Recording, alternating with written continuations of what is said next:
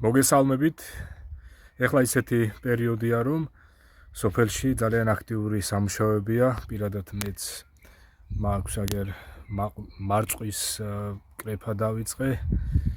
პარალელურად ახლად გაშენებული რამდენიმე ბაღი მაქვს მარწყვისა, სარეველებს ვარიდებ და აქტიურ სამუშაო პროცესში ვარ ეხლა. ზოგადად ეს პერიოდი ძალიან დატვირთულია. იმისთვის, ვინც სოფლის მეურნეობით არის დაკავებული ამ კონკრეტულ სფეროშიც და სხვა სფეროებშიც, იგივე მევენახეობაშიც და განსაკუთრებით მემარწყვეობაში, რა თქმა უნდა. მაგრამ მე მიუხედავად ამისა, რომ ასეთი დატვირთული ვარ, მიუხედავად იმისა, არ შემიძლია რომ არ გამოვეხმაურო აი იმ პროცესებს, რაც ხდება საქართველოში, კონკრეტულად ხდება ის, რომ აგერ საპატრიარქოს ორგანიზაციამ უკვე მრავალი წელია, რაც 17 მაისი დააწესა, 17 მაისს ოჯახის სიწმინდის დღედ. აი ასე გამოაცხადა და ეხლა ამას როგორც დღეობას ასე აღნიშნავენ. არ შემიძლია არ გამოხმაურებოდი აი ამ თემას, ვინაიდან ზუსტად საპატრიარქოს ორგანიზაცია არის ის ორგანიზაცია, რომელიც თქვენ, პირდაპირ თქვენ, მოსახლეობას, რიგით ადამიანებს, ყველა ადამიანს გართმევთ იმ სიწმინდეს, რა სიწმინდესაც იესო ქრისტე იძლევა. ღვთის ბიბლიაში, ქრისტეს ბიბლიაში ქრისტიანები მოხსენებულნი ვართ განწმენდილებად, წმინდანებად, ესე იგი, ვინც იესო ქრისტესი ვირწმუნეთ და მისი სწავლება ვირწმუნეთ, დავიჯერეთ და მის სწავლებაში ვინც დავრჩებით და ვართ, ასე ვთქვათ, აი ეხლაც ვინც ქრისტეს მოძღვრებას ვიზიარებთ, ჩვენ უკვე შეწყალებულები და წმინდანები გვეწოდება და საპატრიარქოს ორგანიზაცია თქვენ თავის მსმენელებს, რიგით მრევლს და ზოგადად თავის მსმენელებს გალოცებთ აი ამ სიტყვებით, რომ უფალო იესო ქრისტე ძეო ღვთისაო შემიწყალე მე ცოდვილიო.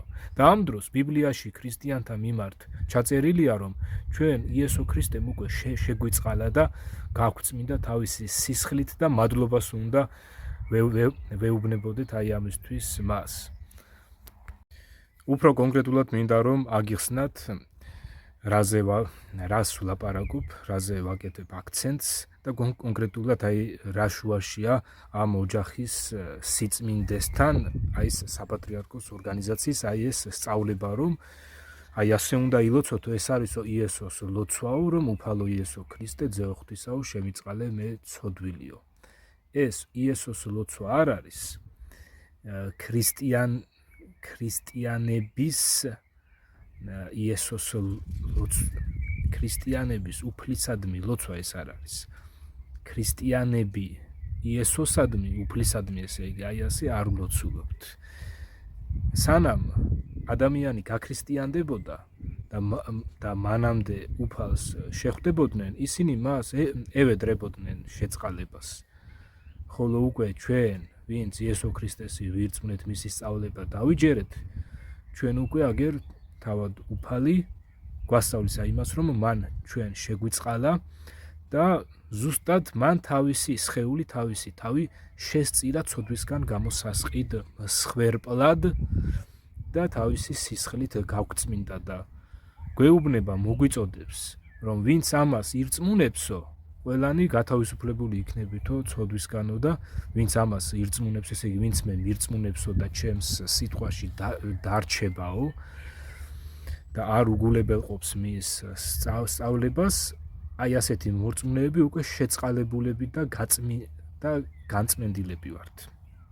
ეხლა კონკრეტულად თქვენ საპატრიარქოს ორგანიზაცია აი ამ დღეობის დაწესებით, რომ აი ოჯახის სიწმინდის და მშობლების პატივისცემის დღეო, ხო? მშობლებს ეხლა თავი გავანებოთ. კონკრეტულად ოჯახის სიწმინდის დღეობას აღგანიშნინებთ. მაგრამ ამ დროს იგივე ეს ორგანიზაცია, საპატრიარქოს ორგანიზაცია, იგივე თქვენ მის იგივე მსმენელებს გალოცინებთ აი ამ სიტყვებით, რომ უფალო იესო ქრისტე ძეო ღვთისაო შემიწყალე მე ცოდვილიო. ეხლა მოდით აბა ამას დავუკვირდეთ. თან ეს ორგანიზაცია გეუბნებათ, რომ აი ოჯახის სიწმინდის დღე აღნიშნოთო, ეს დავაწესოთო, აი აღნიშნოთო, დავაწესეთო, აღნიშნოთო და გეუბნებიან, რომ ოჯახი წმინდაო, მაგრამ ეს რას ნიშნავს?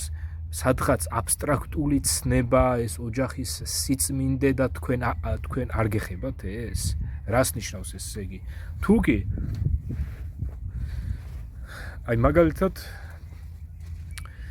თქვენ უჯერებთ საპატრიარქოს ორგანიზაციას. ყავთ ცოლი, მეუღლე, ყავთ შვილები, დედმამაც, შეიძლება ყავდეთ ერთ ოჯახად ცხოვრობთ და ყველანი ერთად დადიხართ ამ საპატრიარქოს ორგანიზაციაში.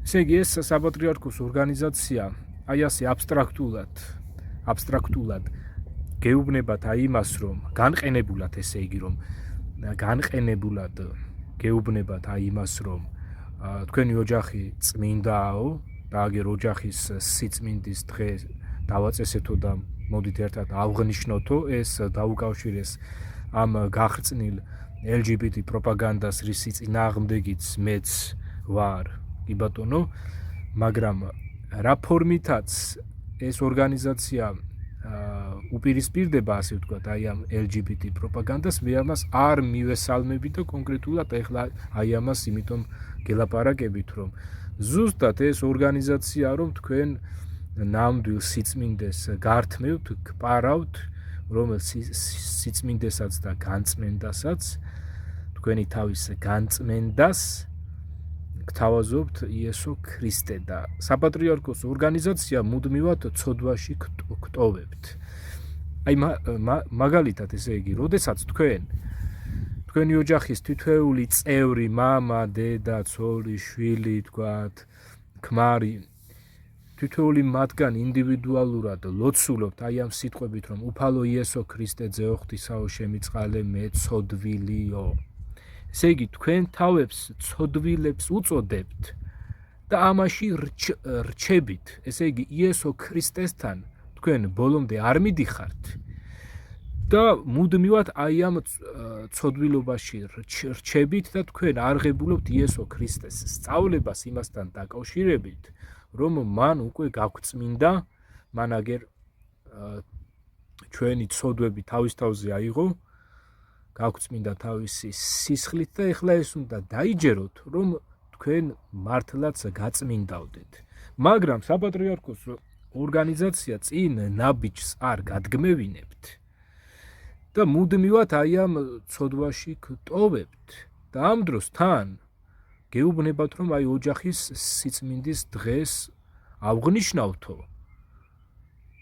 და ამავე დროს თქვენ ინდივიდუალურად თქვენი ოჯახის წევრებს, თითოეულ თქვენგანს ინდივიდუალურად ცოდვილებად მიგიჩნევთ და თქვენ თვითონაც აი ამას ადასტურებთ, როდესაც გამუდმებულად, ესე იგი, უფალს ევედრებით შეწყალებას და აფიქსირებთ, რომ თქვენ ცოდვილები ხართ. ეს არის, ასე ვთქვათ, უფლის სწავლება დასაწყისში მოიცავს ამ მონანიებას, ცოდვილად თავის აღიარებას, უნდა აღიაროს ადამიანმა, რომ ცოდვილია, ხოლო აქ არ უნდა დარჩეს და აუცილებელი არის, რომ იესო ქრისტე ირწმუნოს თავის უფლად და თავის მხსნელად, რომ ამ ცოდვილობისგან განთავისუფლდება აი ამ რწმენით. იესო ქრისტესადმი რწმენით ხდება, ესე იგი, ცოდვებისგან გაწმინდავება. ღვთის წერილში ძალიან ბევრი წერილია შეტანილი, რომელიც წერილებითაც აგერ ქრისტეს მოციქულები ასწავლიდნენ და მოძღვრავდნენ ქრისტიანებს და ასევე ამხელდნენ არა ქრისტიანებსაც. ერთ-ერთი ასეთი წერილი არის პეტრე მოციქულის პირველი წერილი, რომელიც ასევე ბიბლიაში არის შეტანილი. სულ არის პეტრე მოციქულის ორი წერილი ბიბლიაში შესული. ერთი არის პეტრე მოციქულის პირველი წერილი და მეორე არის პეტრე მოციქულის მეორე წერილი. აი აქ პეტრე მოციქულის პირველი წერილის მეორე თავი წაიკითხეთ სრულად, სადაც პეტრე მოციქული მიმართავს ქრისტიანებს და გვეუბნება ასეთ რამეს, რომ ადრეო ხალხი არ იყავითო, ხოლო ახლაო ღვთის ხალხი ხართო. ადრეო შეწყალებულები არ იყავითო, ხოლო ახლა შეწყალებულები ხართო. ესე იგი უკვე ვინც იესო ქრისტესი ირწმუნა, მას მოეხსნა ცოდვები, მას მოეხსნა ცოდვებიც და ის ცოდვილი ბუნებაც, რომელი ცოდვილი ბუნებითაც თითოეული ადამიანი იბადება. და მნიშვნელობა არ აქვს ესა თუ ის ადამიანი რაიმე ცუდს ჩაიდენს თუ არ ჩაიდენს, ესე იგი მნიშვნელობა არ აქვს, ესე იგი ადამიანი მრუში იქნება, არ იქნება, მკვლელი იქნება, არ იქნება, მაინც თითოეული ადამიანი არის ცოდვილი და აუცილებელი არის თითოეული ადამიანისთვის იესო ქრისტეს მიღება, იესო ქრისტესადმი რწმენა, რომ მასაც მოეხსნას ცოდვები, მასაც მოეხსნას ბიბლიაში ეს ცოდვა ისეთ ნაირად არის, ასე ვთქვათ, განმარტებული, რომ ცოდვა ნიშნავს ღმერთს დაშორებულობას და ღმერთთან მტრობას. რეალურად ასე რომ გასაგებ ენაზე რომ ვილაპარაკო, ესე იგი ცოდვა არ არის მხოლოდ ის, რომ ვთქვათ მე ვიღაცას რაღაცა ცუდი გავუკეთო, არა, ესეც ცოდვაა, მაგრამ ამავე დროს ზოგადად ცოდვილი ბუნება არის ისეთი რამ, რომ ეს პირდაპირ მტრობაში გამყოფებს ღმერთთან და ამიტომაც მოვიდა აგერძე ღვთისა, რათა ღმერთთან შევერიგებინეთ და მან აი ამისათვის თავისი სხეული შესწირა ცოდვისგან გამოსასყიდ მსხვერპლად და თვითონ გახდა მღვდელი. ამაზეც არის, ესე იგი ბიბლიაში ინფორმაცია, რომ უფალმა იესომ გააუქმა სარიტუალო მღვდლობა, გააუქმა ტაძრის მსახურებას და თვითონ იესო გახდა მღვდელი, ესე იგი განწმენდელი. მღვდელი ნიშნავს განწმენდელს, იმიტომ რომ მან თავისი სისხლით მისი მიმდევრები, მისი მორწმუნეები გაგვწმინდა ცოდვებისაგან.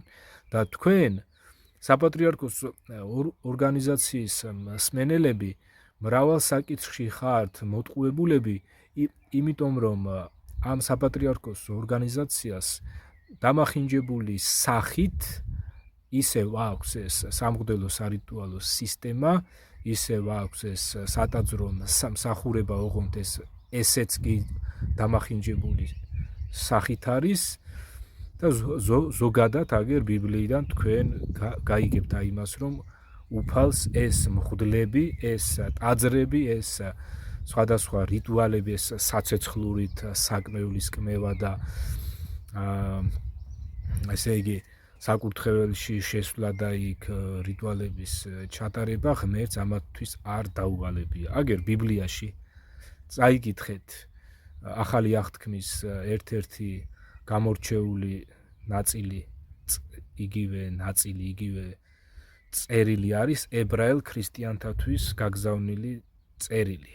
წაიკითხეთ და აიქიდან გაიგებთ იმას, რომ უფალმა გააუქმა ის ძველი აღთქმით დადებული აარონიანი მღვდლობა და დღეს აღარავის აქვს უფლება იყოს სარიტუალო მღვდელი. ერთადერთი მღვდელი და ასევე მღვდელიც და მთავარიც არის იესო ქრისტე, ხოლო ქრისტიანები ერთობლივად ვიწოდებით სამეფო სამღვდელოებად.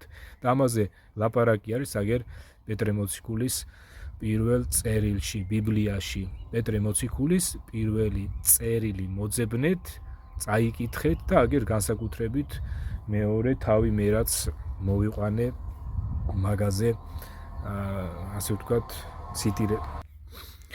ესე იგი, პეტრე მოციქულის პირველი წერილის მეორე თავში პეტრე მოციქული მიმართავს ქრისტიანებს და ეუბნება მათ, რომ თქვენ ადრეო არ იყავითო შეწყალებულებიო, ახლა შეწყალებულები ხართო. ადრეო ღვთის ხალხი არ იყავითო, ხოლო ახლა ღვთის ხალხი ხართო.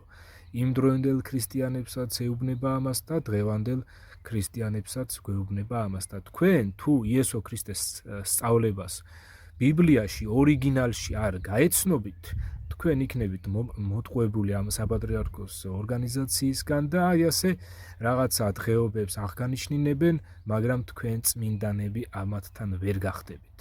წმინდანები კი აუცილებელი არის გახდეთ, არა თქვენი რაღაცა საქმეებით, არამედ მხოლოდ და მხოლოდ იესო ქრისტესადმი რწმენით, იმიტომ რომ უფალი ამას მადლით იძლევა, ჩვენ ეს არ დაგვიმსახურებია, არამედ იგი ამას გვჩუქნის და აუცილებელია რომ მას დაუჯეროთ, ირწმუნოთ, აგერ მის ბიბლიას გაეცანით და არ იყოთ ბრმად მინდობილები ამა თუ იმ რელიგიურ ორგანიზაციაზე.